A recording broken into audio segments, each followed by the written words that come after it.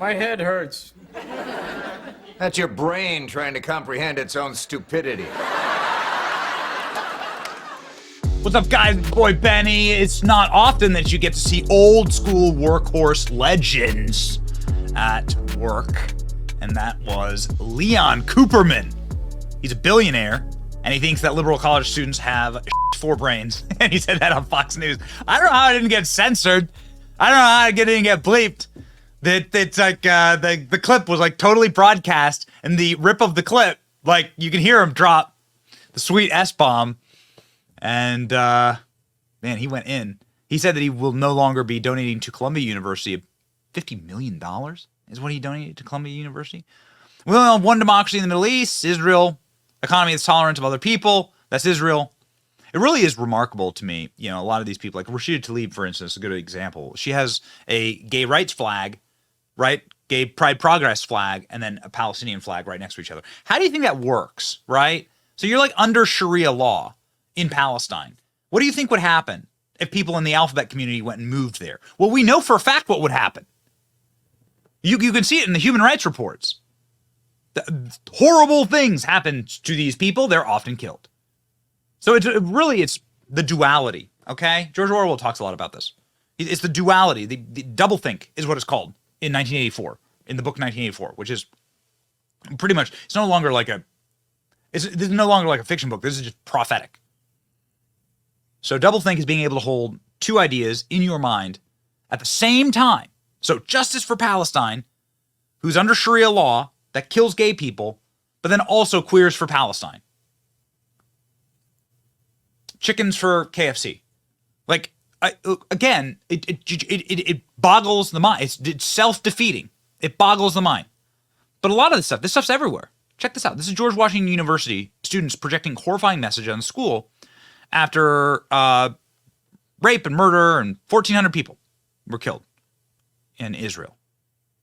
So you have glory to our martyrs, divest from Zionist genocide, and free Palestine to the river to the sea, which of course is a call for the abolition of the Israeli state.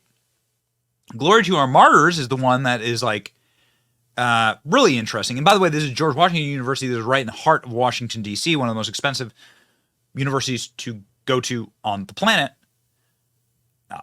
I think one of the most expensive universities in America, if not the most expensive university, in the heart of the nation's capital, where a lot of the kids go there for training to go then work in federal government. Glory to our martyrs. These would be the guys in the little paragliders that swoop down with BLM's full backing and support and raped, murdered, and killed. 4 students responsible for the pro-terrorist light show are now being confronted by police. They refuse to move and continue to argue with police. So this is the state of the modern left. They are celebrating the terrorists. As I often say, there are no angels in war. There are only demons, and there are different shades of evil. And so I'm trying as hard as I can not to simp for one side. But it's okay. It's very good to call out evil, and Hamas is an evil organization. Also, killing kids is wrong. Killing anyone's wrong. I don't want anyone to die. That's why I'm against American wars in Iraq and Afghanistan, for instance, along with Vietnam and a number of others. Like, I'm against America slaughtering hundreds of thousands of innocent civilians in these lands. That's also equally evil, right? That's also evil.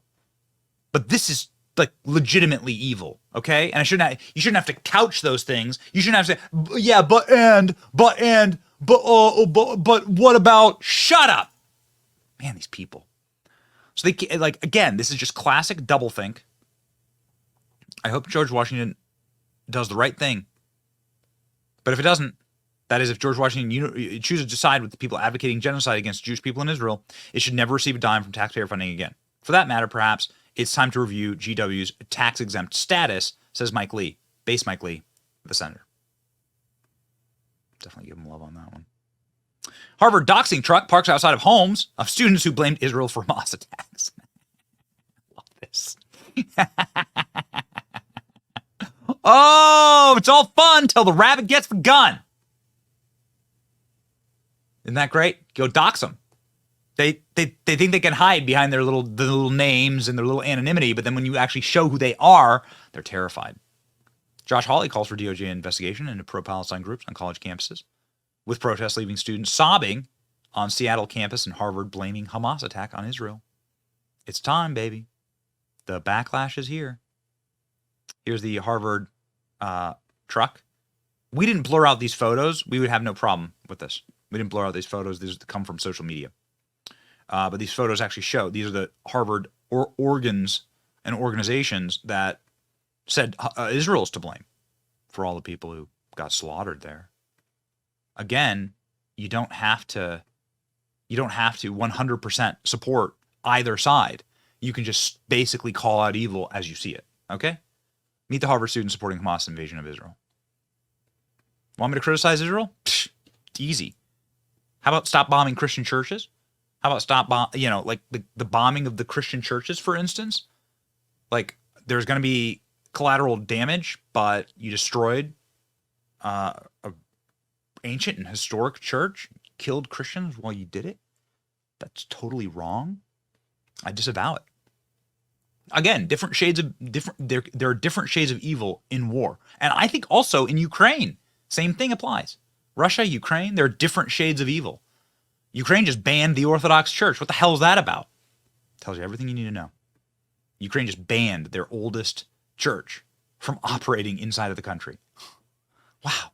We're definitely on the side of the good guys over there. Source familiar with me, Harvard Divinity School faculty is now... So Harvard Divinity School is against Israel. Got it? Got it.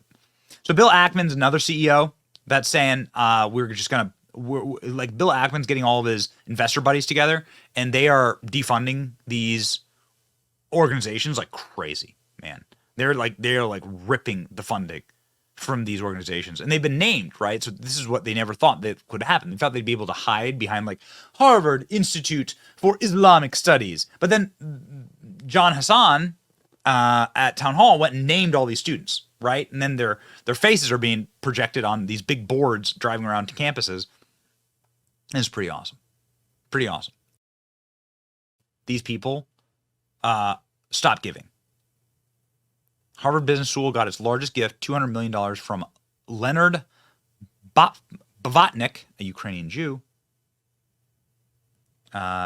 These people are now starting to remove their endowments to these institutions, which is the only way to break these institutions. Israeli billionaire Aiden and Bata Ofer donated $20 million capital campaign to Harvard Kennedy School, and now they've announced that they are quitting the school's board after Harvard's shocking response to the butchery of Israeli civilians. Bill Ackman is demanding the names of pro-Hamas students to blacklist them from Wall Street. Good. Good. Hi, man. Play stupid games, win stupid prizes. This is the president of Harvard. Yeah. No, nope. This isn't the person working at your local Lululemon or Warby Parker. This is the president of Harvard, inexplicably. And she's saying, for the first time in human history, that Harvard actually supports free speech. Even though Harvard got, I think they got like community noted on this post. Even though Harvard received an F on the free speech score, right? So yeah, it is official. These people have for brains. Happy to say it. Glad that it was said on Fox News. And you know what? Stay salty out there. You do. Because you do have for brains. It's your boy Benny. We don't. We want the salt to flow. We want to end communism. Like, share, and subscribe. See ya.